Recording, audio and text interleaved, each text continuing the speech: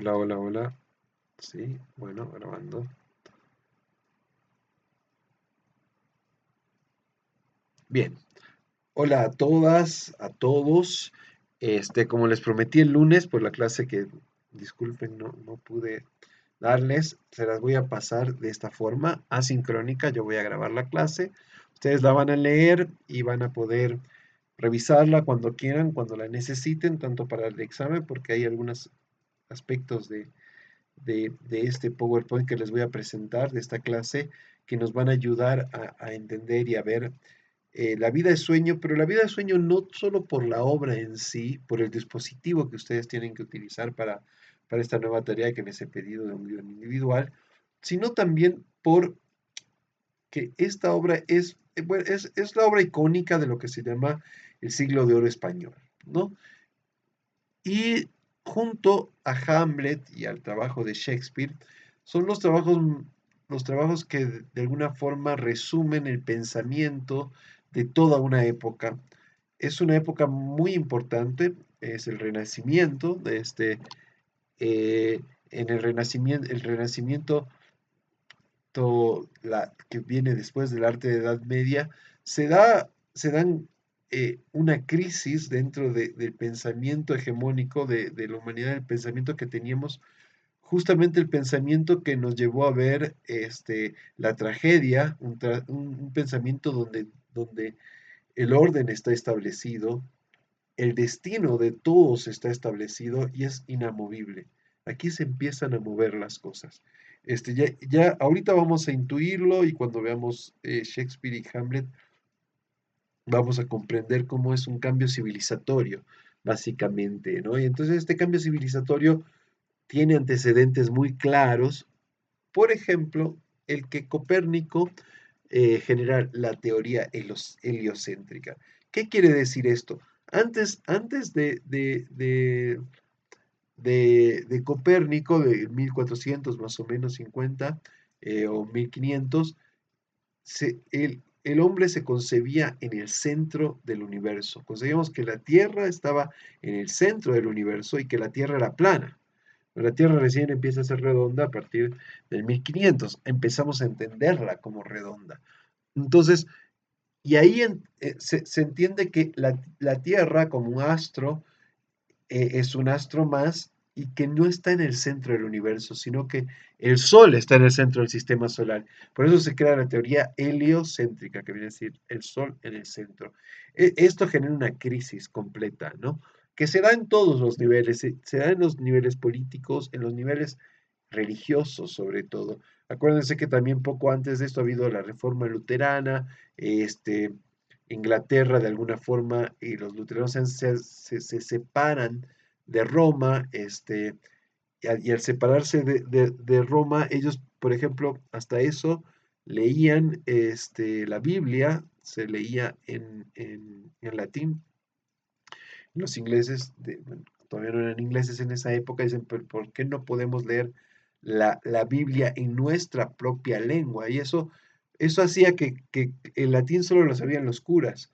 Entonces, no todo el pueblo podía leer la Biblia, necesitaba la mediación de la iglesia para acceder a Dios católico. En cambio, con la reforma luterana se empiezan a transcribir, surge la imprenta en esa época, a transcribir los libros, la Biblia, sobre todo a todos los idiomas. Entonces hay un acercamiento del hombre hacia Dios sin la necesidad, sin la mediación de la iglesia. Entonces, todos estos cambios le crean una confusión, digamos, a la humanidad y que se expresa a partir de los nuevos textos, de las nuevas formas y de las nuevas obras de teatro. También es importante recalcar que en el Renacimiento, Occidente retoma a los griegos, es decir, durante toda la Edad Media, que fue la larga Edad Media y sobre todo en el oscurantismo, este, se perdió el avance que había tenido Europa con Grecia y con Roma se había perdido. Se habían creado pequeños reinos nobiliarios, feudales, donde no se vinculaba, la iglesia había acaparado todo, Roma había acaparado todo el poder de alguna forma en los espacios a los cuales podía acceder, en los reinados a los cuales accedía, y se había perdido este vínculo que tenían los griegos con el mundo antiguo, digamos, bueno, a partir de las cruzadas, ¿no? Con el Medio Oriente justamente. Y a partir del Renacimiento que se retoma, además la brújula, la navegación, Galileo Galilei, la vuelta al mundo, eh, se retoma la relación de Europa con el mundo y a partir de esa retoma el conocimiento que habían tenido los griegos, que lo habían guardado los árabes. Y dentro de eso se retoman muchas obras de teatro, todas las obras que nosotros vimos cuando vimos la tragedia griega y también las obras de los romanos, los escritos de los romanos. Entonces es como que, por eso se llama el Renacimiento justamente, ¿no? Dentro de esta crisis, digamos, de este contexto, Calderón de la Barca, que es un gran autor, dramaturgo, escribe sobre todo comedias y algún tipo de géneros que tienen que ver más con lo católico, autos sacramentales, etcétera. De hecho, escribe un auto sacramental para la Virgen de Copacabana, a Copacabana, la Virgen de Copacabana. Miren un poquito su historia. Él ingresó al Colegio Imperial de los Jesuitas, o sea que era jesuita, y, y en este sentido, entonces los jesuitas también tienen esta doble, tenían en ese momento esta doble impronta que eran de alguna forma también militares y sacerdotes, ¿no? Entonces, en ese sentido, las cuestiones religiosas están muy presentes, pero también tienen una fuerza para acceder a ellas, ¿no? O sea, de conquista, este, que tiene que ver con la forma en la que ellos ven al mundo y eso se representa en sus obras. Si podemos ver también en el barroco español y en la pintura de esta época, podemos ver esta pintura de Velázquez, por ejemplo, la fábula de Aracne, en la cual, que miren, es de 1657, es un poco posterior, pero en la cual se representan también estos dos mundos. Por un lado vemos al fondo un sueño, digamos, donde hay ángeles, hay soldados romanos, está todo lo que viene a ser como una ilusión, y adelante tenemos a las hilanderas que están hilando hilos, ¿no? Entonces, y de alguna forma están tejiendo estos cuadros que vemos al fondo. Entonces, hay como esta doble visión de lo que es ilusión y realidad, de lo que es sueño y estar despierto, ¿no? Siempre van a ver que en todas estas pinturas que tienen que ver justamente con el claroscuro, yo escogí estas pinturas porque aquí se representa justo esto, ¿no? Cristo en casa de Marta y María Velázquez, 1618. ¿Ven? Está María y Marta adelante, están en la cocina y atrás, como en un segundo plano, en un cuadro, en un recuadro, aparece Cristo y hay una imagen ahí. Entonces, tenemos como esta doble realidad en la cual está la existencia como tal de los seres humanos, incluso la muerte, pues los animales están muertos, etcétera, la luz y la oscuridad, y también tenemos un mundo de ilusión, ¿no? Un mundo que tiene que ver con las escrituras sagradas, etcétera. Y aquí es icónico también el cuadro que ya hemos visto con ustedes, que es este cuadro de Velázquez, también Las Meninas, que es del 1656, donde también se trabaja esta perspectiva, es decir, esta ruptura es tan importante, esta ruptura de que Dios no está en el centro, que nos hace cambiar el punto de vista. ¿Se acuerdan que cuando hablamos del punto de vista y justamente vimos este cuadro y lo analizamos, este, entendimos que el punto de vista de este cuadro es el punto de vista de los soberanos, o sea, el cuadro representa al pintor, a las meninas, a un señor que está en la puerta, pero en el fondo se ve un espejo donde se ven reflejados las personas que están viendo que están viendo esta escena, que son los reyes. Entonces, ya no tenemos un cuadro en el cual hay un punto de vista o- omnisciente, digamos, una narración omnisciente, sino que asumimos la subjetividad de un punto de vista. Esto se puede dar porque en el sentido de que ya no hay un Dios en el centro, el sol, la Tierra ya no está en el centro del universo, y nosotros como seres de la Tierra no estamos en el centro del universo y Dios, nosotros somos representaciones de Dios, como este Dios, como nosotros ya no estamos en el centro del universo, se tienen que inventar nuevas cosas para sostener a Dios. Entonces, de alguna forma, bueno, aquí se le pasan, la narración ya no va desde el punto de vista omnisciente, desde un punto de vista omnipresente, desde un punto de vista de arriba, sino que se da desde un punto de vista del soberano. El soberano es la representación de Dios y vemos este punto de vista, pero eso también nos permite cambiar los puntos de vista. Entendemos que hay distintos puntos de vista. La perspectiva entiende que hay distintos puntos de vista, no solo uno superior. Y eso es muy importante porque también tiene que ver con los destinos. Y eso es de lo que habla la obra, ¿no?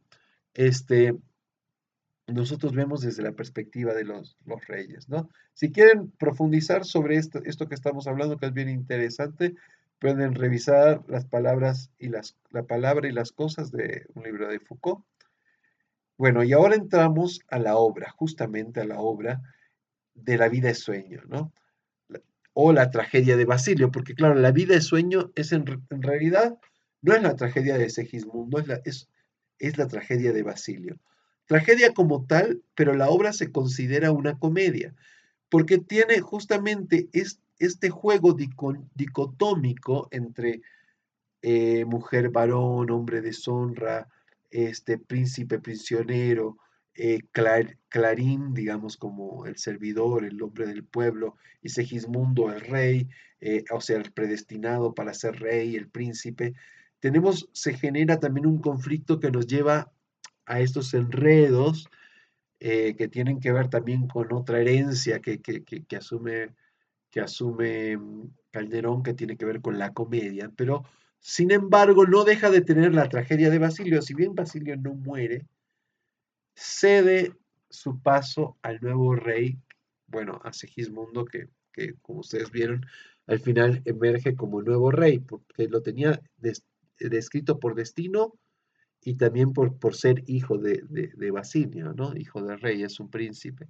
Entonces, de hecho, es la teoría que tiene, que tiene Calderón con esta obra es justamente que, que el destino se cumple porque tiene que defender su visión católica, digamos, y su visión donde este destino se tiene que cumplir, pero hace todo un vericueto para contarnos por qué se cumple y que sin embargo sí existe el libre albedrío, ¿no? De eso vamos a hablar más adelante. Este, pero básicamente los conceptos entre los que juega y el principal es entre la razón y la pasión, porque este es otro punto fundamental. Este, en el 1600 y a finales del 1500 y el 1600 surge, eh, las, no surge como tal la ciencia, pero empieza a cuestionarse los principios inamovibles. Entonces se empieza a tener la necesidad de comprobar las cosas, de que las cosas sean comprobables. Y al ser comprobables, obedecen al mundo de la razón. Entonces, todo esto que les estoy hablando es como el temblor, la crisis en la que entra la humanidad después de entender que la Tierra no es el centro del universo, que nosotros no somos el centro del universo, con nosotros y nuestro Dios como tal, entonces es el Sol el que está en el centro del universo. Eso quiebra todo. Este, y se empieza a crear un arte distinto, un pensamiento distinto, surge de alguna forma la modernidad, es el inicio de la modernidad, eso lo vamos a ver bien claro con Shakespeare. Surge la burguesía y es el inicio, o sea, el principio del capitalismo como tal. Entonces, vamos a ver que hay un cambio civilizatorio muy profundo. Por eso es que estas obras, por eso es que Hamlet de ser incrédulo, justamente es la representación de la razón en sí misma, que necesita una prueba para entender qué es lo que ha pasado. No basta con que esté escrito o con que esté en el destino o que alguien te lo diga. Se necesita una prueba. Y esa prueba es la obra de teatro en la que hace para ver si lo que le decía el fantasma era real o no. Entonces, a ese punto llegamos, a ese punto de discusión entre la razón y la visión. Y después tenemos bueno, vieron, y en ese sentido también Basilio es un rey científico de alguna forma, pero bueno, su ciencia está inspirada en estudiar los astros. Este, eh, bueno, el juego de espejos se da en todos los niveles, ¿no? Y siempre hay algo que tiene que ver con el barroco y con el barroco de Calderón de la Barca especialmente, que es este juego y en la obra de teatro que lo que vemos no es lo que es. No vemos lo que es. Todas son sombras, son figuras. Por eso Rosaura aparece en la primera escena vestida de hombre. Segismundo, cuando la ve aparecer a Rosaura, ella le fascina porque nunca había visto una mujer, pero no entiende qué es lo que pasa porque la ve en cuerpo de hombre. Cuando después ya en Palacio ella aparece en cuerpo de mujer, hay se trastoca todo, ¿no? Y de nuevo se vuelve a enamorar, ¿no? Y se lo dice directamente. Entonces, esas son como las representaciones físicas que hace el teatro, las representaciones físicas de conceptos más profundos que están justamente en las discusiones filosóficas y teológicas del momento. Entonces, bien, solo para terminar esto, bueno, la honra es otro tema principal, príncipe rey y rey padre, ¿no? Y la pregunta siempre, ya se las había dicho antes, la pregunta es siempre quién es mi padre en estas obras, sobre todo, que tienen un carácter más religioso, porque de alguna forma quién es mi padre es quién soy yo. Cuando estamos preguntando quién es mi padre, nos estamos preguntando quién soy yo. Segismundo se está preguntando quién es él, pero al mismo tiempo por- él averigua que Basilio es su padre y que entonces eres rey, pero al mismo tiempo de averiguar quién es el padre, averiguo quién soy yo, también tengo una la relación con lo divino, porque de alguna forma la figura del padre está la figura de Dios, ¿no? Desde este pensamiento, desde esta concepción, desde este paradigma en el cual se crean estas obras, ¿no? En este paradigma civilizatorio. Y Tomás de Aquino, en este sentido, veía a los humanos como programados en la virtud de ser humanos, para buscar ciertas metas, pero capaces de elegir entre rutas para lograr estas. Nuestro telos aristotélico. Entonces, eh, ahí es que el hombre tiene que optar entre los caminos que lo llevan por la razón o por la pasión y que tiene que luchar contra este apetito que tiene que ver con la razón y con el libre albedrío, ¿no? Este, y justamente lo contradice, el libre albedrío entra en la siguiente manera. El libre albedrío es un poder apetitivo, es decir, no un poder cognitivo del intelecto. El término apetito de la definición de aquí no incluye todas las formas de inclinación interna. Y ahí eso es lo que vemos justamente con Segismundo queriendo a la princesa, matando a un hombre, queriendo el poder, no entendiendo lo que le pasa, es justamente este ser casi barbárico, porque lo han criado en una jaula, pero lo han educado, pero de alguna forma lo han criado en una forma cuando despierta el mundo, despierta con todos sus apetitos, con todas sus pasiones, hasta que la razón en un momento se impone y vence. Esto lo vamos a ver ahorita, porque es como el destino que él tenía. predestinado. Y por eso el que pierde es Basilio, que de alguna forma Basilio, ¿qué hace Basilio? Basilio hace un experimento científico, igual que Hamlet. Basilio dice, él tiene un hado que le dice, un oráculo, digamos, le dice, según él lo lee en los astros, en los griegos se los dice el oráculo, este, que Segismundo lo va a matar a él, que Segismundo lo va a matar y va a ser rey, y va a ser un rey terrible. Entonces él dice, porque además Segismundo cuando nace hay un eclipse y muere su madre de Segismundo. Entonces Segismundo, han visto que loco que en estas obras no hay mujeres, prácticamente desaparecen. Bueno, en esta aparece Rosaura, ¿no? Pero no hay reina como tal. Bueno, en los griegos sí, pero hay algo que pasa aquí que es bien duro y también tiene que ver con esta concepción que estamos bien dentro del catolicismo en el cual las jerarquías católicas son masculinas, ¿no?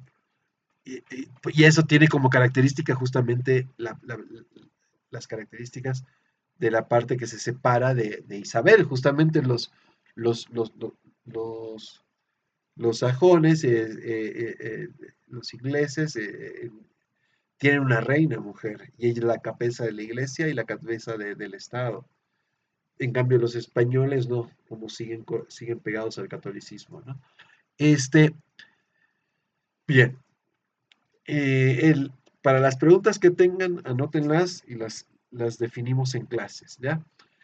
Y las repercusiones que tengan de esto. Es súper interesante porque a mí lo que yo les quiero expresar con esto es que qué interesante que una obra de teatro venga a ser la representación encarnada de un problema, pero de un problema filosófico, de un problema teológico, de lo que se está pensando. Entonces, Segismundo encarna a estos actantes, ya les hablé de los actantes, ¿no? Encarna justamente la pasión y su destino.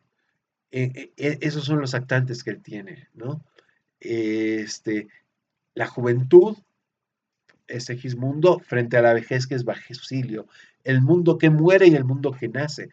Y miren qué interesante, porque eh, en esta obra, a diferencia de Hamlet, justamente Basilio, que es el científico, hace un experimento que al fin y al cabo le sale bien el experimento porque trunca el destino, su hijo lo vence a él, su hijo pasa a ser el rey. O sea, la ciencia de alguna forma gana, pero al mismo tiempo gana el destino. Así esa es la ecuación que saca, este, que termina sacando Calderón de la Barca.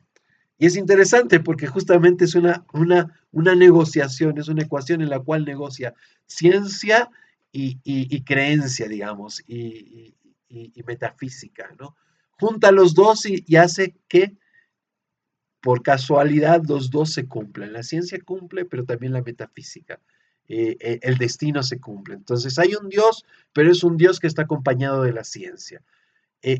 Porque eso está escrito. Entonces, y porque ellos no pueden romper con su concepción del mundo, porque si les rompemos su concepción del mundo, imagínense, el hombre era jesuita, todo su mundo no existe si solo nos enfrentamos a la razón. Entonces es una negociación entre la razón y la pasión. Y ahí están los actantes, razón, pasión. Hombre, mujer. Y cada actante es encarnado por un personaje distinto en un juego que va consolidando, digamos, la temática de la obra, la metáfora a través de la cual la obra nos habla de temas más profundos. Y esto se los quería explicar porque, por ejemplo, hay uno de los cortos que está preparando uno de los grupos, en el cual hay un chico que entra a la corporación, el de la corporación justamente, en el cual él tiene un conflicto interno, y casi que lo que me están planteando es un problema más filosófico, más psicológico, filosófico, también de dos visiones de ver el mundo, la visión que no lo entiende a él y la visión que él tiene ante el mundo, cómo él se entiende desde su cuerpo, etcétera, pero eso tiene que ser contundente en una anécdota, como justamente este dispositivo que genera eh, eh, Calderón de la Barca, que es el de despertar en otro lugar, prácticamente en otro, también es como despertar en otro cuerpo, ¿no? Entonces, ahí estamos, ahí está el hecho de que nosotros trabajamos, nosotros en la dramaturgia, y al crear obras, al crear películas, al crear historias, trabajamos con temas que son a veces muy complejos, a veces no tanto, a veces más simples, a veces más humanos, más cercanos a nosotros, no tan pretenciosos, digamos, y eso lo van a ver más adelante, porque ese es el próximo paso en la evolución del arte, de la narrativa, que es cuando ya rompemos con los grandes temas. Eso se da más en la pintura, principalmente, pero después ya viene todo el subjetivismo. Entonces, volviendo atrás, lo interesante es cómo nosotros agarramos estos temas, pero los encarnamos, los ponemos en una persona que se enamora, en Segismundo, que quiere el poder, que le viene la gula, la angurria de poder y mata a una persona, la tira del balcón, se enamora de una mujer y la quiere agarrar y la quiere tener, la ve y no entiende qué es lo que le pasa, y son todas sus pasiones y frente a la razón. Entonces, pero eso se ve en acciones concretas, no en palabras, ni siquiera se necesita decirlo. Ellos no están hablando, estos personajes no están hablando del albedrío, lo nombran, lo dicen, nos dan claves de la ciencia, doctor, le dice doctos como doctor, nos dan claves, pero nunca están hablando en términos filosóficos, teológicos, en algunos momentos sí, ellos están haciendo cosas, ellos están encarnando los conflictos, están encarnando la crisis de la civilización, el mundo antiguo y el mundo nuevo que nace y el mundo antiguo que muere, el del destino, el inamovible. El mundo del destino es un mundo que no, en el cual todo está escrito en piedra y nada se puede mover. Y con el capitalismo, además, surge el individuo y empieza a surgir el movimiento. Este, con la modernidad principalmente, y el capitalismo es una de las formas de la modernidad. Eh, no por nada el cine, que es la imagen en movimiento, es como el arte de la segunda revolución industrial, ¿no? O sea, es el arte del capitalismo. Sabían que la primera cámara que hicieron los Lumière la hicieron con una, creo que es la de los Lumière, pero una de estas cámaras que repetían la hicieron con una máquina de coser. O sea, la producción en serie es, esencialmente de la segunda revolución industrial, podríamos decir que es justamente digamos, la máquina, el tren, la máquina de vapor, la máquina de coser, es la producción en serie, es el capitalismo, en la segunda revolución industrial, el capitalismo avanzando por todo el mundo, es la máquina con la cual se hace el cine. Se hace la cámara y se hace, en esa época, la cámara al mismo tiempo de ser cámara filmaba y era un movimiento que movía la, la, la cinta al mismo tiempo como si moviera la tela de la máquina de coser. Se aprestan de ese mecanismo de movimiento para generar la imagen en movimiento. Entonces, es muy interesante cómo las artes, lo que pasa en las artes, los aparatos, los dispositivos, están en relación también a la evolución del momento en cuanto a la tecnología y en cuanto al pensamiento eh, a la filosofía, al pensamiento y a la discusión en otros términos, digamos, ¿no? Bien, entonces, bien, yo les he hecho, miren, aquí he hecho un repaso de la obra, como esto lo he hecho como si fuera una escaleta, en la cual yo voy avanzando escena por escena y voy rescatando cuáles son los personajes y qué es lo que sucede, ¿no? Personajes, descripción de la acción o resonancia friccionológica estructural. Escena uno, Rosaura y Clarín, ¿ya? Llegan a Polonia y ruedan. Llegan de noche, ven una torre, Rosaura aparece vestida de hombre. Nada es lo que parece y lo dicen en sus textos. Entonces ya nos están diciendo que en esta obra nada es lo que parece y, y también hay como ellos caen se despeñan. La primera acción es que ellos están llegando a caballo y el caballo se desboca y se despeñan al atardecer, al anochecer. Y hay esta cuestión entre lo alto y lo bajo, entre la caída. El ser humano ha caído. Este, y ahí mismo nos dice eh, que nada es lo que parece. Tengo aquí, a ver, la acabo de bajar, una partecita, para leerles justamente esta escena, pero ya esta escena ya se las había leído. A ver, dame un segundo que lo tengo acá en la otra compu. Bueno, vamos a pasar. Ustedes ya la han leído, la tienen la obra, lean la primera escena, interprétenla con detalle y vean cómo también la descripción del ambiente, del espacio, justamente nos traza eso, nos traza esa oscuridad, esa caverna a la cual llegan, Segismundo, un hombre encerrado en la caverna, que apenas habla con ellos, ¿no? Ellos entran en la caverna y Segismundo se pregunta sobre su libertad. Él está cavilando, está hablando sobre su libertad y ellos lo ven. Entonces ya nos traza un punto de vista un primer punto de vista desde el cual nosotros vemos a un personaje. Entonces ven lo que también habíamos hablado. Ya en esta escena, él está hablando, ay de mí, pobre de mí, que estoy aquí sufriendo, y los otros, tac, lo ven, y nosotros como público lo vemos. Entonces ya trazamos que les decía que es el código de identificación. Nos identificamos con la mirada de ellos dos, porque recién estamos describiendo a Segismundo. Después estos puntos de vista van cambiando, pero siempre tenemos a Clarín y a Rosaura como los que cuentan, porque son los que llegan. No son, bueno, Clarín muere, pero se acuerdan que les dije que el que muere no es narrador, pero Rosaura no muere. Entonces, es desde ese punto de vista, ella llega y le sirve a Calderón de la Barca para que nosotros veamos toda la historia desde el punto de vista de un personaje como nosotros que está llegando a la historia. La clave de empatía, ¿se acuerdan que les dije que se llamaba? Bien, escena 3. Bien, ahí Segismundo ve por primera vez en su vida a una mujer y no entiende qué es lo que le hipnotiza. No entiende qué le pasa. Imaginen un hombre ya, no sé, habrá tenido 20 años y nunca había visto una mujer y llega una mujer. Entonces, justamente ahí está el tema de la pasión.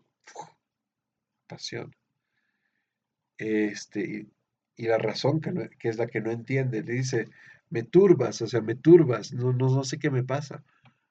este, Ven como los temas los pasa a carne, hace carne los temas. Esa es la clave del trabajo, de la dramaturgia, más allá de la estructura, de la creación de los personajes. Bueno, la creación de los personajes son justamente temas también, encarnan, son actantes por eso. Entonces, hay todo un diseño, hay un lenguaje, hay diálogos, hay, hay un diseño de escenas, pero hay un diseño de punto de vista. Pero justamente si nosotros queremos decir algo, como vuelvo al ejemplo de la corporación, lo tenemos que decir con cosas concretas, con acciones concretas.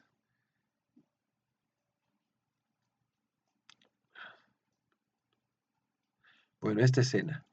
Ahí entra Clotaldo, los toma prisioneros y encierra a Segismundo. Y ahí aparece Clotaldo, que es el que lo tiene encerrado a Segismundo, trabaja para el rey, ¿no? Y es el que le enseña y todo, pero bueno. Y los toma prisioneros a Rosaura y a Clarín. Clotaldo no sabe que que Rosaura es su hija, ¿ya? Este, escena 4. Mismos menos Segismundo. Rosaura entrega su espada a Clotaldo y ahí pasa eso, justo. Rosaura no sabe, ella salió de su casa, que no era en Polonia, era en otro lugar, y su mamá le dijo, ella vino a buscar a Astolfo porque Astolfo, no sé si la había embarazado, pero la había deshonrado. Le había prometido amor, todo eso, y le dijo, bye bye, me voy con mi prima Estrella a ver si puedo ser rey yo, porque yo quiero ser rey, soy sobrino de Basilio. Y Rosaura va a recuperar el honor perdido, y su madre cuando se va le dice, si vas a Polonia, lleva esta espada, que los nobles cuando la vean, cuando la lean, la espada te van a apoyar, porque esa espada es la espada de Clotaldo que cuando tuvo a Rosaura como hija, se la dio a su madre y le dijo, bueno, aquí está mi espada. Entonces Rosaura va con esa espada y es un sello, es un signo. Entonces cuando ella llega con la espada, Clotaldo ve la espada, reconoce su propia espada y dice, ¿qué pasa? Ella, que es un hombre ahora, aparece como hombre, pero tiene una espada, entonces, que era mía, que yo le dejé a su madre. Él entiende un montón de cosas. Y ven cómo ahí empieza a ser lo que habíamos hablado de la ¿cómo se llama? Eh, analepsis. Es una analepsis externa, él expresa en palabras y durante la obra se va a ir revelando. Entonces empezamos a tejer líneas, ¿no? Líneas, como varias líneas en las cuales se va tejiendo la obra y se van justaponiendo y así se va haciendo la trama. Y ahí él, Clotaldo, bien, se da cuenta que es su hija y la tiene que meter presa. Y entonces tiene la decisión entre ¿sirvo a mi rey o sirvo a mi hija? ¿Sirvo a mi Dios o sirvo a mi pasión? Mi pasión es mi hija, mi Dios es mi deber. Entonces ya está, siempre está esa negociación. Estrella y Astolfo, otro lugar. Importante ver cómo la escenografía la crea la palabra. Eso ya se los hablé, ¿se acuerdan? Y bueno, aquí ya hay como dentro de la gran obra, que es la obra La vida es sueño, la trama de Segismundo, que despierta de ser un esclavo, es un prisionero, despierta siendo rey, la trama de Rosaura, que viene a recuperar el honor, y entre la trama de Rosaura hay esta Estrella y Astolfo, que hay toda una comedia dramática, comedia, porque se representa en tono de comedia, del amor. Como un pequeño drama de telenovela. Entonces, ven cómo también hay cajas dentro de cajas. Tenemos la gran obra, que es la obra filosófica, el destino, Segismundo, bla, bla, bla, y tenemos eh, una obrita que se va representando, una trama que se va representando, que es entre Astolfo y Estrella y Rosaura como la tercera, la que rompe eso, porque claro, Astolfo la quiere a Estrella no porque la quiera ella, porque quiere ser rey con ella. Los dos son sobrinos del rey, entonces a ellos les va a corresponder el reino. Entonces, y ahí se va tejiendo, y en unas partes de la obra son muy lindas los temas con una foto o un collarcito con una foto que le dio, una pintura que no habían fotos, ¿no? Un dibujito que le dio ella a él entonces es todo un juego de una comedia de enredo romántica, digamos, ¿no? Lo más parecido a las telenovelas, que viene de ese género, ¿no? De la novela. eh, Aprovecha para dar información de la situación del reino y de los objetivos de conseguir el trono por parte de ambos sobrinos. Astolfo le propone a Estrella que se casen y sean reyes los dos. Ahí ven, y esto es bien importante, Astolfo le propone que se casen y sean reyes los dos. ¿Qué está pasando? Está estableciendo el setup, está estableciendo los objetivos de cada personaje.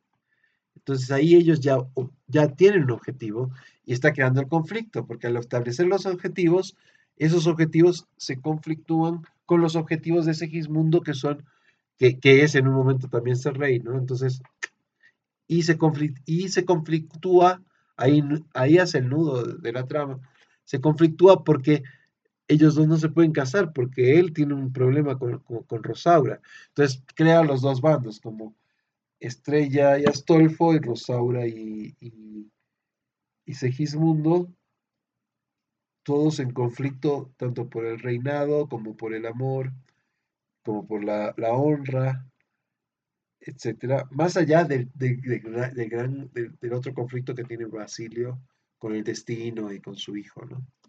Y entre el Segismundo y Basilio, que es como el tema principal, digamos, ¿no? La trama principal, el nudo principal, pero ahí Basilio actúa, no actúa tanto como un oponente, sí en un momento se pone fuerte cuando se va a la guerra, pero al principio actúa como alguien que quiere razonar, que no lo quiere, entonces,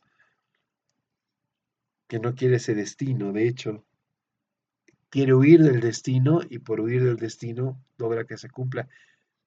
Y ahí está este, la tragedia, ¿no? Siempre el destino trágico, siempre, o sea, siempre estamos encadenándonos a lo que está marcado. Escena 6, los mismos, más Basilio. Este es el salón de palacio. Aquí debería haber puesto dónde es. Yo me equivoqué. Les pido perdón, pero cuando ustedes lo hagan, siempre me pongan aquí dónde sucede. Los sobrinos de Estrella Astolfo lo describen como docto Clives, Salvio Tales, que entre signos y estrellas gobiernas mides. Ah, bien, ven. Esto le dicen a Basilio y ahí me están describiendo el personaje, pero también me están creando el personaje. Docto Euclides, sabio Tales, Tales de Mileto, ¿no? Que eso llegó justamente con lo que les hablaba, de los griegos al Renacimiento. Que entre signos y estrellas gobiernas, mide sus huellas, astrología. Basilio, cual dios que descifra el destino en los astros, en la astrología, que era su ciencia, ¿no? Que era una pseudociencia. Presenta el antecedente y el plan que ejecuta sobre Segismundo. Y ahí Basilio presenta también le presenta a todos y nos los presenta a nosotros como público, pero no se lo presenta a Segismundo. Y eso también a nosotros nos crea una clave de empatía por oposición. Así como nos podemos crear clave de empatía por decir, digamos, dos personajes ven lo mismo, o yo como espectador y un personaje vemos lo mismo, y creamos una clave de empatía, también me puede crear una clave de empatía porque todos saben algo y uno no lo sabe. Y yo como espectador, como parte de esos todos, digo, no, eso está mal, yo, pobrecito. Entonces yo me identifico con ese personaje, ¿no? Entonces, la clave de empatía se crea de muchas formas, ¿se entiende? Lo hemos hablado, son cosas, yo aprovecho para repasarlas porque quiero que queden claras al fin y al cabo, eso es la materia. Este, y ahí presenta su plan. Y habla de Segismundo. También nos presenta al personaje Segismundo. Entonces, todas estas presentaciones, o claves de empatía, presentación de personajes, establecimiento de setups, se dan en el primer acto. Eh, lo que debería ser en la introducción de toda obra, introducción, nudo, desenlace. Eh, clásica. ¿Por qué el lado más esquivo, la inclinación más violenta, el planeta más impío, solo el albedrío inclinan? No fuerzan el albedrío. Así vacilante y discursivo, después. Ven, y hay otra cosa, el verso del siglo de oro es maravilloso, pero también tiene una cualidad que al mismo tiempo de decir oculta. El hecho de darle tantos vericuetos a este barroco oculta lo que dice. Entonces estamos al mismo tiempo hablando justamente de claro oscuro, de luz y sombra, porque el lado más esquivo, nació en el horóscopo tal, porque el lado más esquivo, la inclinación más violenta, el planeta más impío, sobre el albedrío inclinan, no fuerzan el albedrío. Y ese es su setup, su tesis. Yo voy a vencer a los planetas, yo voy a vencer al destino que este personaje tiene. Lo voy a hacer con todo lo que he hecho durante este experimento, que lo he criado, le he dado educación, lo he tenido como una fiera, para que, ¿no? Entonces, y ahí ese es su experimento, si se va a cumplir o no. El público y el rey no saben del experimento, el único que no sabe del experimento es Segismundo. No permite ser un poco omnipresentes, un poco reyes o dioses. Allá a nosotros también nos da ese punto de vista superior sobre, ¿no? Nosotros vemos desde esa jerarquía, eso que él no sabe. Pero pasa eso que les digo también, que nos crea la empatía con él. Escena 7, Basilio y Clotaldo. Clotaldo lleva al prisionero. Basilio le dice que el secreto ya fue develado y por lo tanto los perdona. Ah, ¿vieron? Sí. Claro, como los dos prisioneros, Rosaura y Clotaldo, Rosaura y Segismundo y Clarín son prisioneros, son prisioneros porque ellos sabían el secreto de que había un ser ahí oculto. Pero en cuanto ya todos saben que hay un ser oculto que va a aparecer, no tiene sentido que sean prisioneros, entonces los perdona. Y ahí teje la tesis de que justamente Clotaldo, obedeciendo a su rey, cumpliendo lo que le manda su deber, su obligación como súbdito del rey, que era tomar presa a Rosaura, le da el rey, o sea, ese orden, no romper ese orden, le va a dar una satisfacción, porque la libera, porque él justamente el conflicto que tenía entre tomar prisionera a su hija o obedecer a su rey. Y él obedeciendo a su rey, obedeciendo a Dios, no se olviden siempre, rey, Dios, destino, se, haces bien las cosas. Entonces, ¿por qué? Porque Dios siempre es más sabio. Porque las cosas, y eso al fin y al cabo es lo que sucede en la obra. Entonces ya con ese pequeño juego si lo podemos leer bien, esta pequeña ya trama que se cierra, esta pequeña acción, este pequeño conflicto de Basilio entre de tener la liberar, ya nos está dando un pequeño arco que es el mismo arco que se da en toda la obra. Entonces, nos da un pequeño arco de todo el arco grande de la obra. Lo cierra. Y entonces vemos cómo también se trabaja con espejos, pero se trabaja con espejos todo el tiempo, con distintos niveles, situaciones espejadas, pero también se trabaja con situaciones, se las acorta, digamos, se representa algo chiquito de lo que va a ser lo grande, ¿no? Lo largo, en chiquito. Entonces, son como mecanismos en los cuales empezamos a construir el universo dramático, son las líneas, las tramas, y unas se cierran antes, otras se cierran después. Esto es fabuloso en las series, digamos, en las series justamente todo el tiempo están abriendo arcos pequeños, arcos largos, arcos medianos y el gran arco, la acción dramática, ¿no? Tenemos que entender por qué. Y eso es como yo dosifico los tiempos de cada arco. Cuando a veces se piensa que todos los arcos se tienen que cerrar al final. Y eso no me permite manejar tensiones. Entonces, si yo empiezo a cerrar arcos, abro y cierro arcos pequeños, espejados, tramas paralelas, abro y cierro, me va sosteniendo la gran trama grande. Eso es estructura. Pero bueno, eso lo vamos a ver cuando veamos estructura. Bien, continuemos. Es importante que lean las obras. Yo les digo, leanlas porque para mí, yo les puedo pasar lo que sé a partir de la obra, sobre algo concreto. No se los, y para ustedes, para los que no han leído la obra, esto es chino. Pero bueno, van a tener la grabación y la van a poder leer la obra si les interesa y entender de nuevo la grabación para el examen. Bien, escena 8. Clotaldo, Rosaura y Clarín. Clarín, el bufón, es una sombra de Rosaura, que imita en tono burlesco lo que ella dice. Claro oscuro, alto bajo, o sea, pueblo y reyes, pueblo y nobles. Juego entre dar vida y dar por segunda vez. Y ahí es, ¿no? Él siempre da por segunda vez, es una imitación. Y la comedia tiene esa característica, es un agrandamiento, una, uno de los mecanismos de la comedia es exageración, exagerar todo, ¿no? Este, mm, Juego entre dar vida y darla por segunda vez. Y ahí mismo se presenta más claro el problema del honor de Rosaura.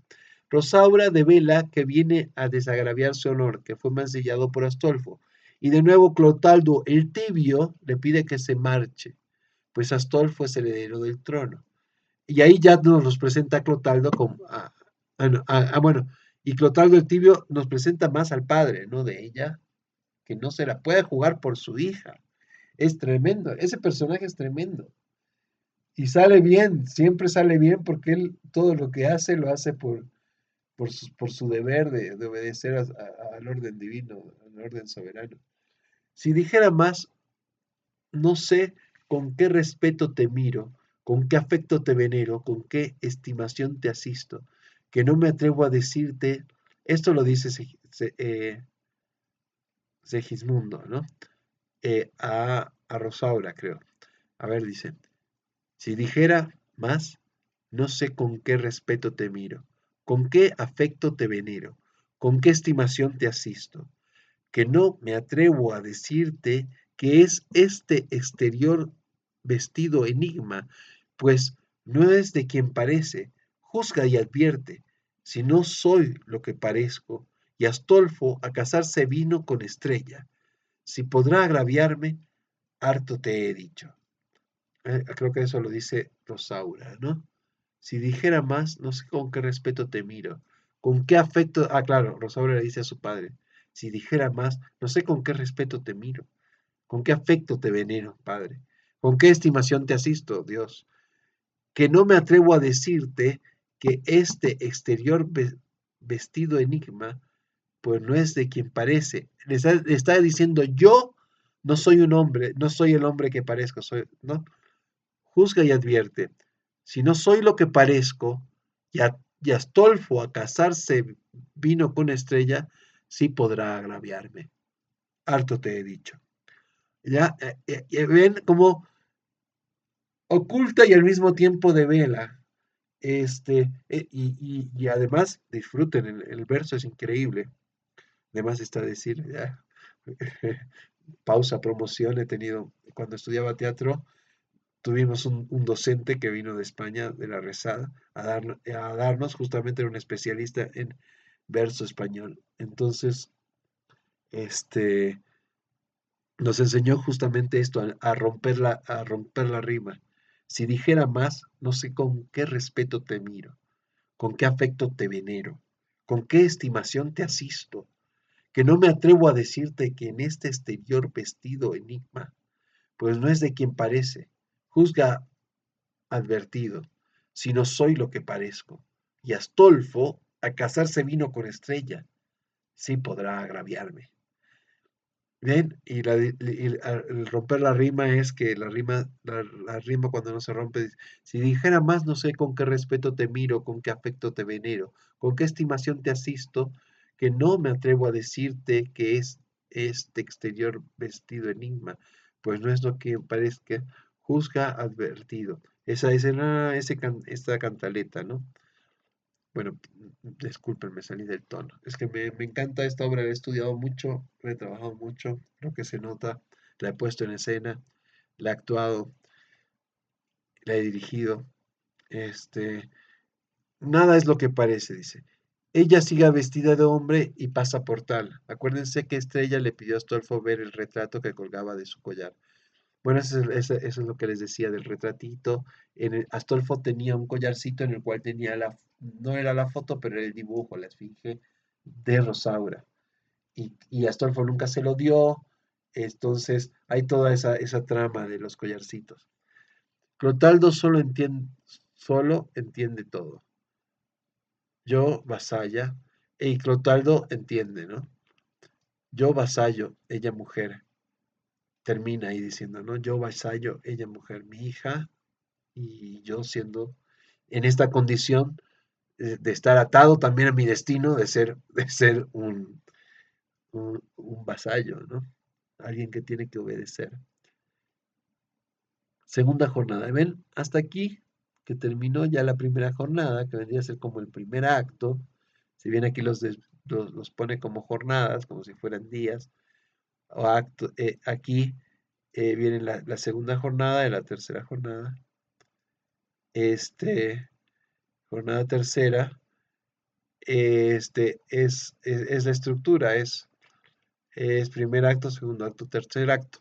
Entonces ven cómo hasta el primer acto que hemos avanzado ahorita, este, el primer acto que hemos avanzado ahorita, nos ha presentado todos los, todavía el de Segismundo no, a Segismundo solo lo ha presentado como un prisionero que obviamente lo que quiere es la libertad, este, pero nos ha presentado a los personajes, nos ha presentado sus conflictos, sus setups, esto que les digo, el setup, los objetivos, a dónde van. Luego, este va para acá, este va para acá, nos ha presentado un poco sus caracteres, nos ha presentado una pequeña, o sea, un pequeño arco de lo que es la obra en general con el tema de Clotaldo, y nos ha presentado de qué va la obra, ¿no? Entonces, aquí lo explica justamente en la primera escena. Clotaldo y Basilio hablan y, y, y Basilio le presenta su plan, ¿no? Le dice la droga, medicina, inclinación a la ciencia de Basilio. Además, ¿se acuerdan que les hablé de justamente las cuatro funciones del brujo, ¿no? La ciencia, la técnica, la relación con el misterio, con los dioses, con el destino, con las grandes preguntas y a través de las narraciones. Entonces, la droga, medicina, inclinación de la ciencia de Basilio, Clotaldo le cuenta cómo fue todo. Y de paso le cuenta cómo apeló a la educación, pues él lo educó en el bien. Segismundo tiene sangre de rey.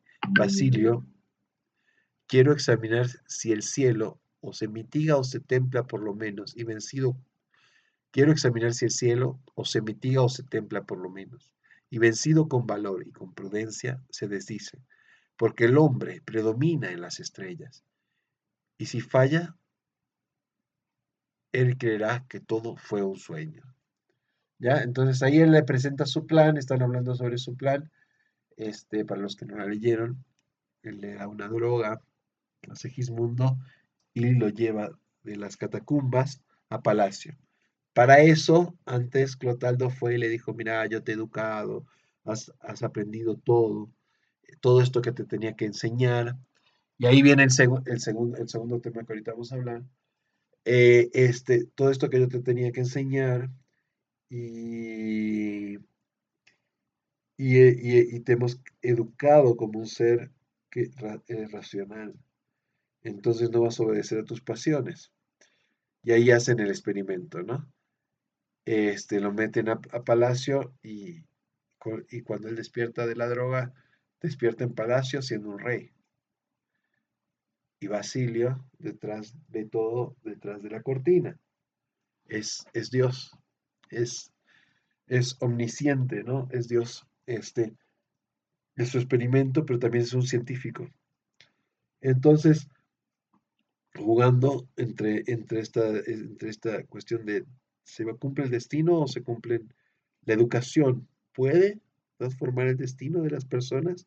Y este es justo el otro tema que tiene la obra, del cual hasta ahora no habíamos hablado, pero que tiene que ver que la compañía de Jesús, para los que estudiaron en la compañía de Jesús, espero, este, yo no estudié nunca en ningún colegio católico ni cristiano, creo que se nota. También soy bastante ignorante en cuanto a eso, pero por lo que los he leído, y he leído la historia de la educación y todo eso, justamente los jesuitas empiezan, la compañía de Jesús empieza con las prácticas, y leyendo a Foucault, con las prácticas educativas. Y un poco la teoría es si la educación puede hacer que el ser humano tuerza su destino, justamente si la educación, la disciplina, las horas de sueño, y ahí vienen todas las misiones jesuíticas aquí, en Sudamérica, que justamente se dan en esos años. Está en un libro que se llama El poder psiquiátrico de Foucault,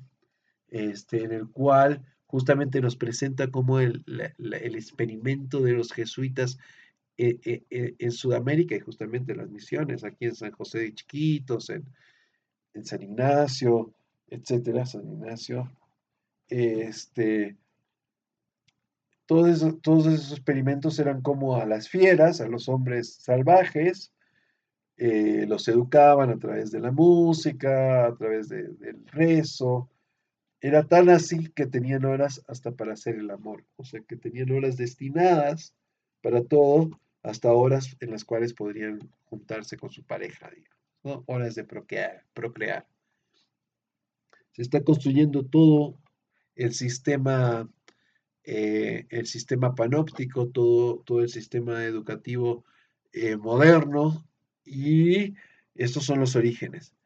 Y esta obra está en esos orígenes.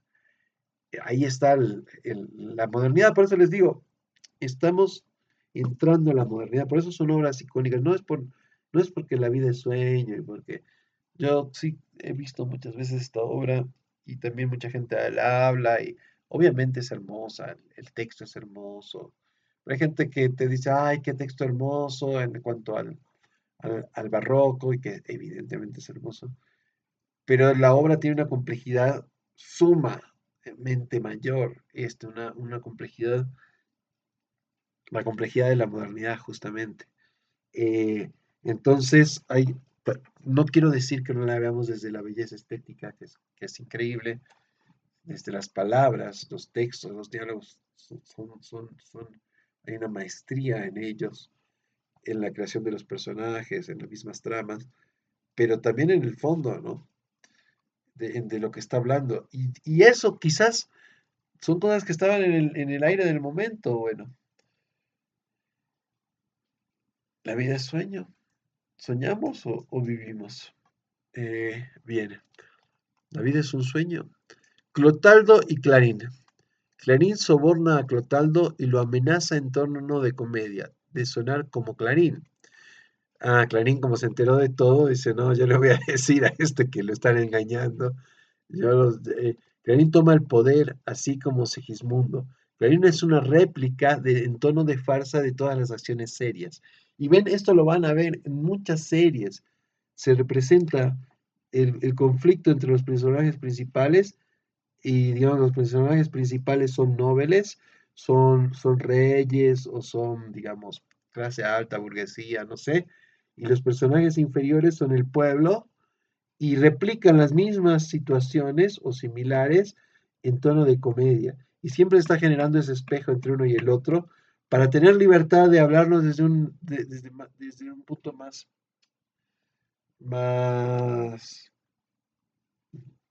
laxo de otros temas más complejos. Entonces es un mecanismo, el mecanismo de la mímesis, o sea, de hecho el teatro ya es una imitación, una mímesis de la realidad.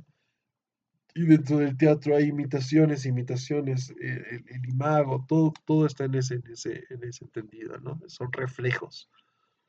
Y por eso en esos reflejos no sabemos qué es verdad y qué es mentira. O estamos en la Matrix. Bien, escena 3. Segismundo, Clotaldo, Clarín y sirvientes. Metateatro, el teatro dentro del teatro. Segismundo despierta como rey. Basilio, ay de ti. Y ahí Basilio, Segismundo mata a una persona, la tira del balcón, se enamora, la quiere agarrar, creo, a Estrella, es un déspota. Y ahí Basilio le dice, ay de ti que soberbia vas mostrando, ay de ti que soberbia vas mostrando sin saber que estás soñando. La soberbia es el rasgo trágico de Edipo y el rasgo trágico de Segismundo. Cuando es rey, siempre los soberbios terminan así, ¿no? Y esa es una lección que ya viene de los griegos y también en la política, si quieren, podemos hablar de eso. Pero el poder siempre enceguece y el poderoso asume la soberbia y dentro de esa la caga, ¿no?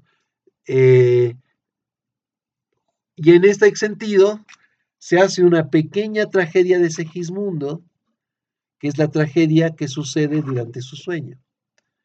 Entonces, si bien la obra es más larga, en este sueño él comete todos esos errores trágicos. Juego de cajas chinas, el teatro dentro del teatro. Eso es un mecanismo, por eso les digo, hay mecanismos como el despertar, el de la vida de sueño propio, el teatro dentro del teatro. Hay mecanismos icónicos y que, o sea, son mecanismos, dispositivos que se dan en el cuentito de niños, en la serie para niños que van a ver siempre que va a haber algo así.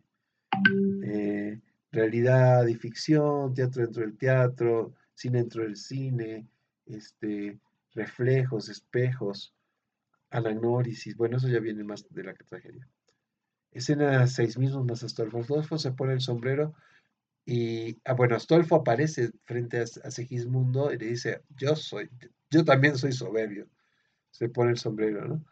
Entonces ahí ya entra el choque entre los dos, ¿no? Porque los dos además tienen el mismo objetivo, que es el trono.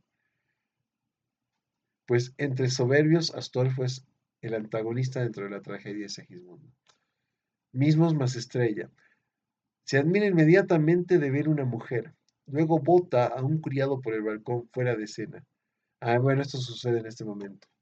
Se admira inmediatamente de ver una mujer porque ahora ve una mujer vestida de mujer. ¿Ya? Antes la había visto como hombre. Ahora, antes a Rosaura la vio como hombre, ahora la ve a Estrella como mujer. Este, la violencia y el apetito sexual. O sea, no podemos caer más bajo en las pasiones. Escena 6. Basilio entra, sale Astolfo. No me das esto, le dice Segismundo. Esto me lo da mi naturaleza por derecho de su ley. Segismundo le reclama a Basilio cómo lo crió. El rey le advierte de nuevo que sea humilde y blando porque quizás está soñando, aunque veas que estás despierto. Ahora sé quién sois, dice. Yo sé quién es mi padre. Soy Dios. Soy rey. Y soy un compuesto de hombre y fiera, ¿no? Razón y pasión. El derecho natural de su sangre es ser rey, orden divino contra el cual se revela Basilio en la obra. Escena 7. Rosaura, Clarín y Segismundo. Rosaura aparece como dama dentro del sueño. Ah, ¿vieron? Cómo juega con esos espejos. Es la primera vez que Rosaura aparece de mujer. Oye, mujer, detente. No juntes el ocaso y el oriente, huyendo al primer paso. Poesía increíble. Este, dice que lo más bello que vio fue una mujer. No se cansa de alargarla y luego dice que le, que le recuerda a alguien. La ve y queda así, ensombrecido. Ah, esta me recuerda a alguien. ¿Han visto? El poder femenino le recuerda a la otra vida en la cual él era un prisionero en prisión, porque le recuerda a Rosaura misma vestida de hombre. O sea que la droga no había sido tan fuerte. Clotaldo, Rosaura, Segismundo, Clarín. Segismundo quiere forzar y amenaza a Rosaura. Segismundo quiere forzar y amenaza a Rosaura. Clotaldo interviene, Segismundo lo amenaza, luchan, Rosaura pide ayuda. Ven, ahí sí, como la tesis es Clotaldo le tiene que servir al rey. Y por más de que igual Segismundo es su rey, como está en el sueño, no le obedece. Él le dice, tú eres un criado, le dice. Y el otro le dice, ahí interviene su pasión porque quiere salvar a su hija. Ante un rey medio apócrifo que es Segismundo. Entonces es interesante cómo Clotaldo ahí tiene un cambio de valor, ¿se dan cuenta? Este, ahí sí su valor más importante es su hija. Cambio de valor, acuérdense los conceptos. Dicho más dichos más Astolfo. Astolfo se enfrenta a Segismundo. Bueno, ahí entonces Astolfo va, se enfrentan. Entra Basilio y Estrella, detienen todo, Segismundo se va y Basilio sentencia que Segismundo volverá a la torre. El experimento ha fracasado, la ciencia murió, los astros, el destino ganó, Segismundo vuelve a la torre porque es una bestia. Él mismo fracasó, Basilio ha fracasado porque él quería que su hijo sea rey. Astolfo y Estrella, la comedia romántica dentro de la obra, la segunda obra dentro de la gran obra, el gran teatro del mundo. Astolfo la corteja y ella le dice que él debe su devoción a otra, etcétera, etcétera. Dicho así, Rosaura, aparece Rosaura con Astolfo y Estrella y ahí se da el triángulo. Astolfo continúa con sus halagos y aparte da fe de su engaño. Perdona, Rosaura hermosa, este agravio porque ausente no se guardan más fe que esta los hombres y las mujeres. Se va Astolfo. Estrella le pide a Astrea que es el nombre de Rosaura, servidora de Estrella, porque claro, Rosaura aparece como mujer y aparece como si fuera la sirviente de Estrella o la ponen a trabajar para Estrella y ella se hace llamar Astrea y es su sirviente. Le confiesa su situación y le pide que ella le pida a Astolfo el retrato de ella misma. El retrato que tiene Astolfo, ¿se entiende la escena? Estrella, le dice, ay, Estrella, tú que eres tan buena, buena consejera, eres mi sirvienta más amada. Tengo un problema con este hombre que tiene un retrato de la otra. Por favor, pídeselo hoy que te lo dé a ti y vienes y me lo das. Y Rosaura, ese retrato, soy yo la que está ahí. Entonces, tiene que ir a sacárselo, pero hacer que desaparezca el retrato para que todo su engaño no se vea. Han visto cómo estos objetos, este mecanismo, este dispositif en francés, es igual que el de la espada. Entonces usa estos dispositivos, estos mecanismos para justamente enredar quién es quién, ¿no? Quién es quién y si este tipo de situaciones le funcionan muy bien en la obra y se pueden funcionar muy bien en cualquier obra. Astolfo y Rosaura, ahí se enfrentan y Rosaura queda sola, hace un monólogo, presenta su situación, un soliloquio, ¿no? Entonces nosotros como público, evidentemente en esta situación, este, tomamos el punto de vista de ella y empatizamos con ella. Además es la mujer deshonrada. Astolfo y Rosaura, aparecen Astolfo y Rosaura. Astolfo aparece con el retrato y se sorprende de ver a Rosaura y ella se hace pasar por Astrea diciendo lo que ve no es lo que está viendo. Él le dice, Rosaura, ¿estás aquí? Y él dice, no, yo no soy Rosaura, yo soy Astrea. Astolfo le dice, ve tú que tú eres el original. Saca el retrato y le dice, ¿ves? Vos eres el original de este retrato. Y imagen y representación, vida y sueño, que es verdad y que no. Han visto con el juego de los retratos, con una acción tan concreta y contundente, nos está hablando de qué es verdad y qué es mentira, qué es imagen y qué es representación, qué es vida y qué es sueño, qué es destino y qué y qué es lo que nosotros podemos trazar como seres. ¿Somos? ¿Soy? ¿Tengo posibilidad de ser, de elaborarme yo un camino o ese camino ya está marcado? Porque si ese camino no está marcado, no soy yo, es algo más. Entonces, han visto, por eso les pongo este ejemplo, además de que es fabuloso. Yo vengo por un retrato, le dice Rosaura, y aunque un original lleve que vale más que soy yo, volveré desairada. Le dice, no voy a llevar, no le voy a llevar nada a Estrella. Mismos y Estrella. Rosaura la engaña con un truco. No sé qué hace, que lo hace desaparecer, lo pierden. Estrella y Astolfo se, se va, Estrella se va porque no le cree, ¿no? Pero cree que es Astolfo el que la está engañando y no ella. Clotaldo, Clarín y criados. Trocada de suerte. siendo tu gloria fingida una sombra de la vida y una imagen de la muerte. Uf. Clotaldo devuelve a la cárcel a Segismundo y toma de prisionero a Clarín para que no hable, para que no diga nada. Porque ahora que todos saben todo, pero Segismundo no tiene que saber que es el verdadero rey. Entonces lo toma prisionero también a Clarín para que. Basilio se esconde para escuchar. Panóptico antiguo, Dios omnipresente, Clotaldo y Segismundo despertando. Segismundo despierta y ahí hace el gran monólogo de esta obra que es la vida, que es sueña. Pues veo estando dormido que sueño estando despierto. Sueña, la vida es una ilusión. La vida es que toda la vida es sueño y los sueños son. Escena, jornada tercera, es el final del segundo acto, jornada tercera. Como les dije, esta es esta aquí, ahí. En realidad, lo interesante es que es distinto al primer acto, segundo acto del cine. Aquí no nos planteó el clímax todavía en este punto.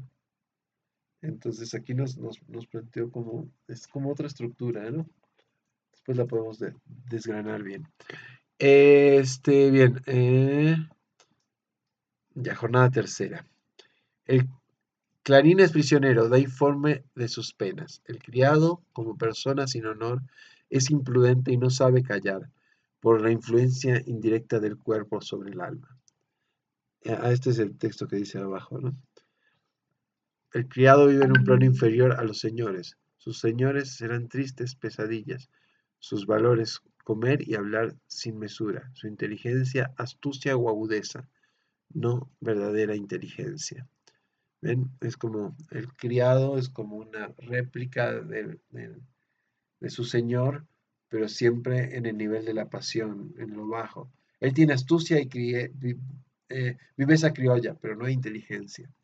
Es la concepción también de cómo vamos a tener esclavos si decimos no, ellos tienen inteligencia, son seres humanos. No, ellos son menos.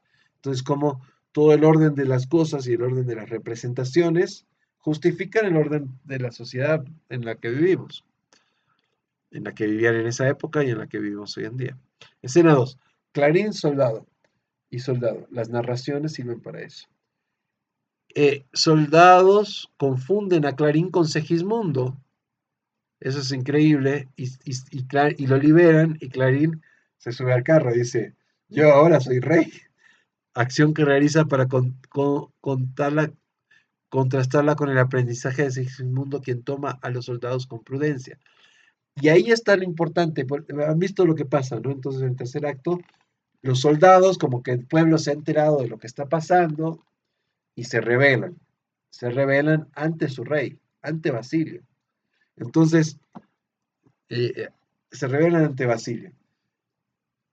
Van a buscarlo a Segismundo de la prisión, entran a la prisión y como no saben quién es, lo ven a Clarín y dicen, tú eres el rey, y el Clarín dice, yo soy el rey.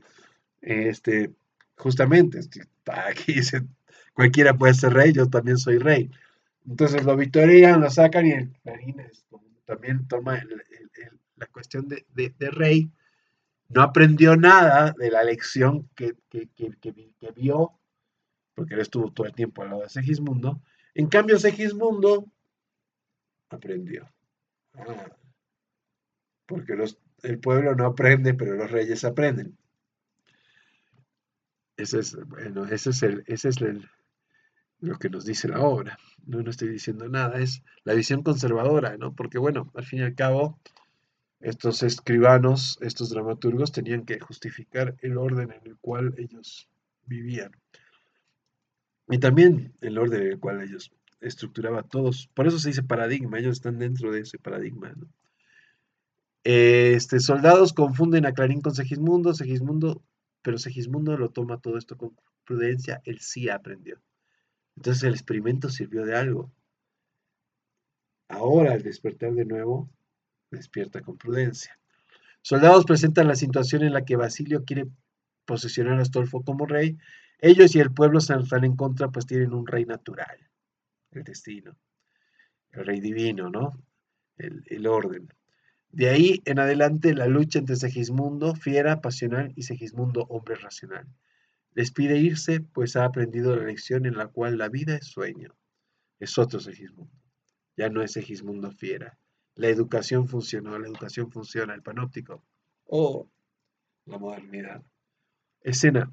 Clotaldo, Segismundo. Segismundo le perdona la vida, honra como padre, postizo y le libera. Escena. Basilio y Astolfo. Presenta la batalla que se avecina entre Astolfo, tirano y Segismundo, porque ahora la pelea ya es entre... Ahí dice, bueno, si le va a dar el reino a Astolfo, ese reino me corresponde a mí, yo voy a ser rey, pero lo voy a hacer con todo lo que he aprendido, con ese experimento científico de la educación. Entonces, poco reparo tiene lo infalible y mucho riesgo. Y esto es bien interesante, miren, el análisis de Basilio. Cuando Basilio se había perdido en un momento, da su análisis y está aquí. Poco reparo tiene lo infalible y mucho riesgo lo previsto tiene. Si ha de ser, la defensa es imposible, que quien la excusa más la previene. Dura ley, fuerte caso, horror terrible. Quien piensa que huye al riesgo viene. Con lo que yo guardaba me he perdido. Con lo que yo guardaba me he perdido yo mismo. Yo, mi patria, he destruido. ¿No? Entonces, si vienes, como les digo, los elementos, chicos, anagnórisis. Escena 6, Estrella. Estrella describe el horror de la batalla. Error de impresión que dice Clotaldo. Diferencia entre imagen literaria e imagen visual, obsceno. Escena 7, Clotaldo doy Basilio. Basilio, dadme un caballo, porque yo en persona vencer valiente a un hijo ingrato quiero, y en la defensa ya de mi corona, lo que la ciencia erró, venza el acero. Escena 8, Rosaura y Clotaldo. Rosaura retoma su forma de mujer como un gesto de triunfo de lo real sobre las sombras y solicita que Clotaldo la vengue, dando muerte a Astolfo. El padre espejo es solicitado de ejercer su función de padre. Clotaldo elabora un discurso sobre que Astolfo le salvó la vida y así él no se la puede quitar a quien se la dio. Parricidio. Y todo esto para no honrar a su hija. Clotaldo es totalmente retórico. ¿Ven?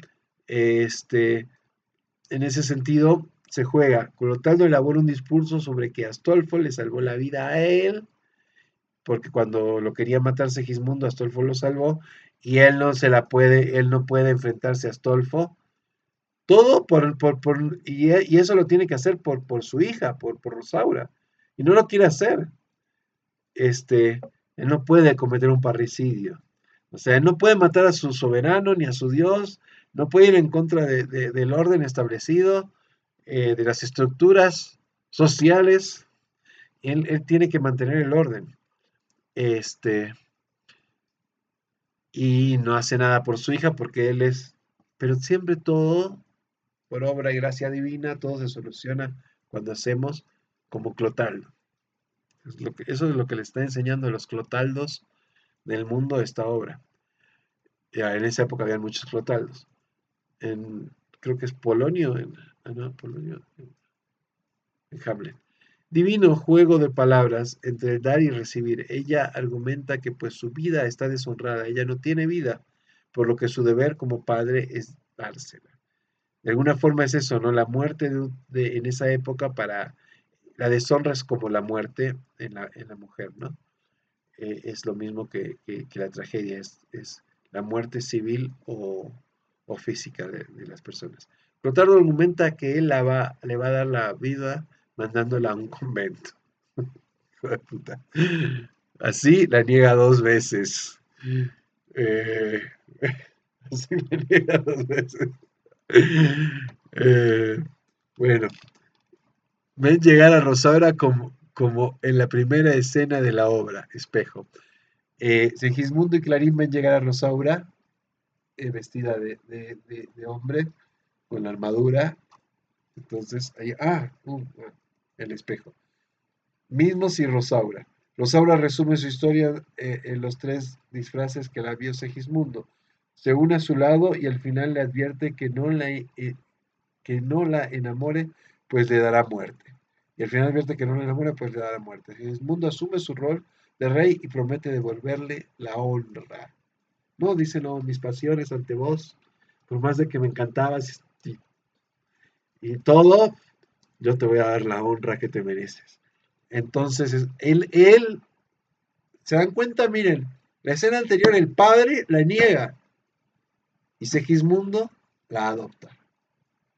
Ahí están justamente los contrastes temáticos y físicos y escénicos que hacen como, como entre la misma situación un personaje adopta la, la, la, la correcta, la correcta acción y otro personaje no adopta. Cada cosa habla del personaje, de cada personaje, pero evidentemente uno es rey, uno es el que va a ser rey y otro es un... Y los dos, en esta obra, en su tesis, los dos haciendo lo que hacen, hacen el bien. Porque uno sabe quién es, sabe que es un criado y que nunca puede dejar de ser un criado, y el otro sabe que es un rey y que nunca puede dejar de ser un rey. Clarín Rosaura, Clarín Yunus. Sé quién soy, dice. En la, en la vida el sueño equivale, en la vida el sueño equivale a sé de quién soy. Claro, sé quién soy. En la vida el sueño, sé quién soy equivale a saber de quién soy hijo, ¿no? ¿Quién es mi padre? Siempre es la pregunta. Clarín Yunus. Se esconde para ver la batalla, queriendo huir de la muerte, pero la muerte lo encuentra. Él justamente dice, ay, me voy a poner detrás de esta piedra para que nadie para que no me pase nada, y ahí justo le llega una bala perdida. El destino. Basilio, Astolfo y Clotaldo, ya vencidos, huyen, disparan y cierran y hieren a Clarín. Clarín dice, soy un hombre desdichado que por quererme guardar de la muerte la busqué. Huyendo de ella, topé con ella, pues no hay lugar para la muerte secreta de donde, claro, se arguye. La muerte es el destino, ¿no? Que quien más su efecto huye es quien se llega a su efecto. Por eso, tornad a la lid sangrienta, luego que entre las armas y el fuego hay mayor seguridad. Hay que enfrentar la vida. Que en el monte más guardado, pues no hay seguro camino a la fuerza pues no hay seguro camino a la fuerza del destino y a la inclemencia del hado. El hado del destino. El hado propicio. Y así, aunque a libraros vais de la muerte con huir, mirad que vais a morir, si está de Dios que muráis. Espejo de Basilio, donde en este caso el rey toma el camino correcto, al igual que Segismundo en el tercer acto.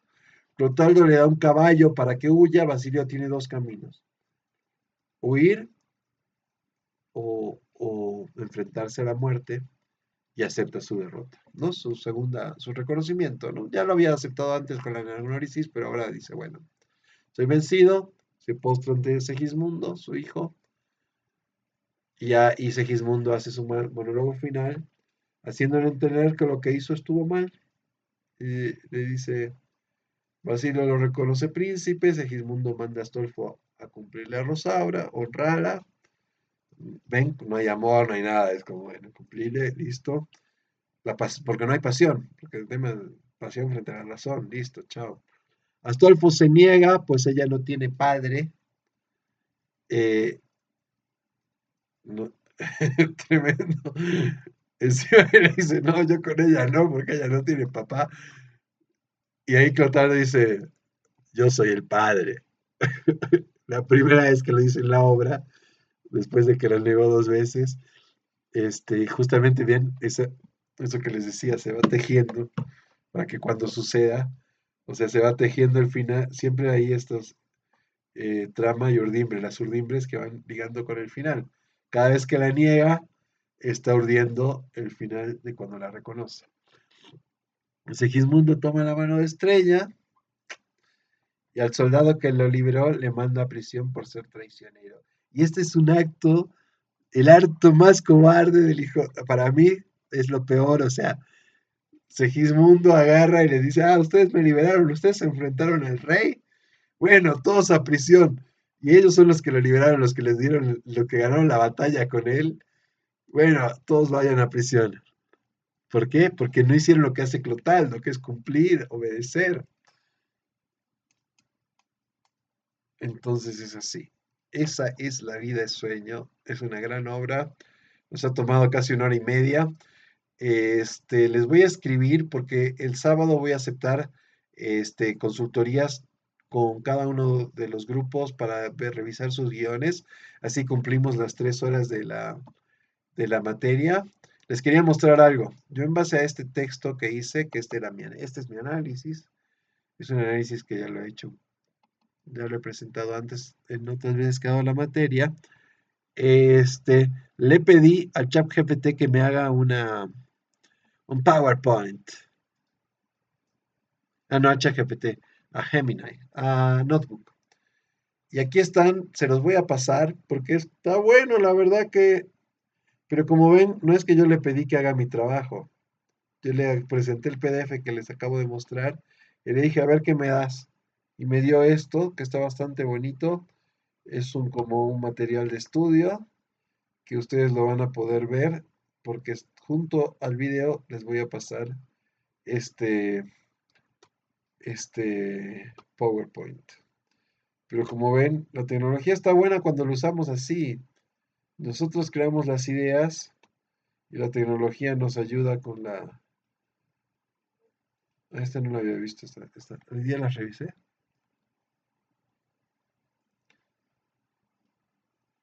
Pero así nos está estructurando todo lo que acabamos de hablar.